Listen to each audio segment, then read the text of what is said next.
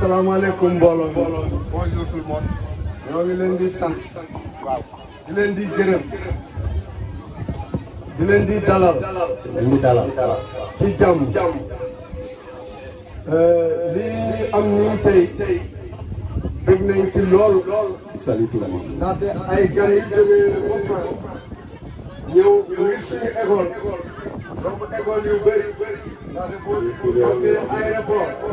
lu ko dalee aéroport ba fii ay école rek lay romb. mu ñëw doon ko fi ñun waa Ndiaro kon ñu sant leen ko gërëm leen ko di leen di delloo yaakaar ndaxte lii bu dee gërëm lay ku la koy may munoo koo fay. Wow, donc c'est pour essayer de traduire ce qu'il vient de dire. Il dit qu'il n'a pas les mots pour vous remercier. Vous avez dépassé beaucoup d'écoles, de l'aéroport jusqu'ici, et vous traversez toutes ces écoles-là pour arriver jusqu'à Ndiaro.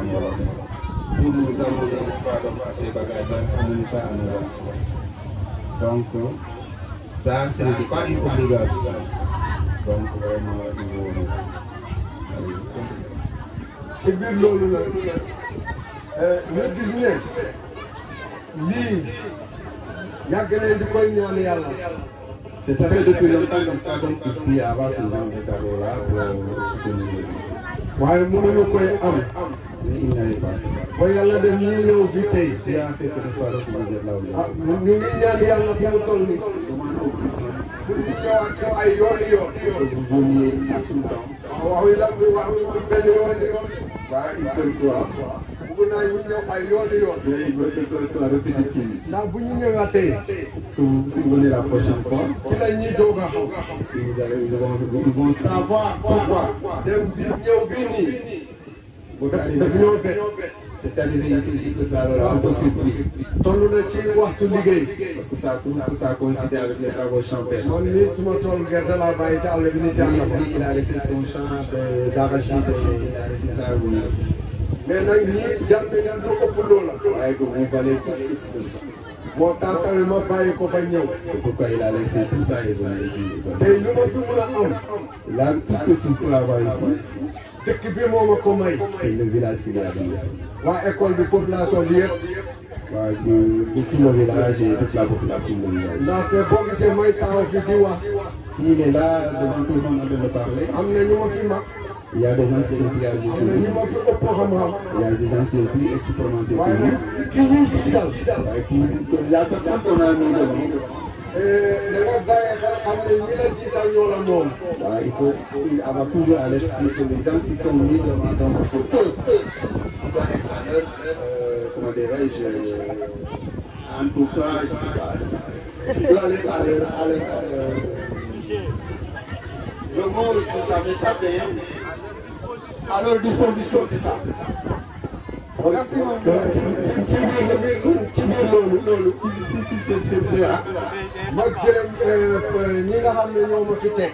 Je vais laisser tous les gens qui vont mis à la place.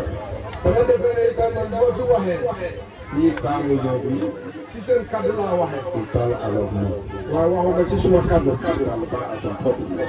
ndaxte ñoom ñoo ma fi bàyyi. Parce que c'est eux qui l'ont laissé ici. kon nag bu ma waxee. S'ils parlent aujourd'hui, bu baaxee. si c'est bon, ñoom la. c'est eux.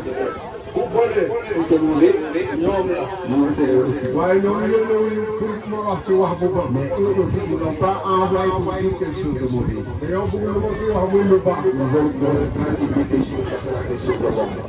kon nag ñoo ngi fi ñëw nii. Si vous êtes là aujourd'hui, ah maa ngi leen di sant sax. je vous remercie très bien. def nañ lu rëy. Vous avez quelque chose de grandiose. ndaxte boo seetee lii. Si vous voyez ça, ñii suñuy doom lañu xamuñu leen. les enfants et les enfants qui ne connaissent pas. nit koo xamul na nga ñëw jox ko sa doole.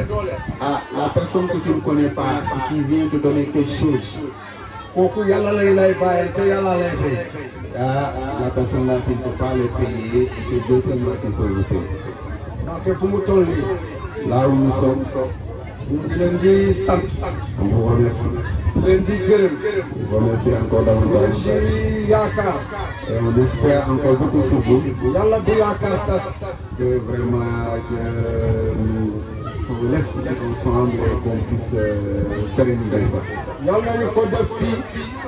Et qu'on fasse ça encore. ba mun koo def feneen. Face à ici et peut-être ailleurs. association bi leen jiital ba ñu ñëw fii. L'association qui vous a poussé à venir jusqu'ici. yàlla may leen am barke. Que Dieu vraiment fasse qu'elle connaisse la réussite. ndax ñu mën a def lu raw lii. Pour que l'association puisse faire des choses plus avantageuses et plus importantes que ça. nit ku baax. Une personne qui est bonne. donc koy ñaanal yàlla na gën a baax.